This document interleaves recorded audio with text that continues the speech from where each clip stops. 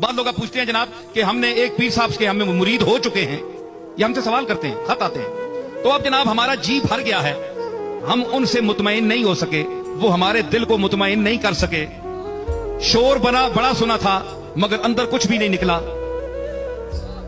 کوئی مزہ نہیں آیا کسی بات میں، کیا اب ہمیں گناہ تو نہیں ہوگا اگر ان پیر صاحب کی بیعت توڑ دیں؟ تو یاد رکھیں میں آپ کو اس کا جواب دے رہا ہوں اور بڑا پکا جواب دے رہا ہوں۔ پہلے بات تو یہ ہے، پہلی بات کہ یہ کوئی فرض واجب میں سے نہیں ہے کہ آپ نے کسی پیر کا ضروری مرید ہونا ہے، یہ آپ کی اپنی مرضی ہے۔ اگر ہاتھ پر ہاتھ رکھ کے آپ بیعت کرنا چاہتے ہیں تو سوچ سمجھ کر فیصلہ کریں کہ کس کے ہاتھ پر کرنا۔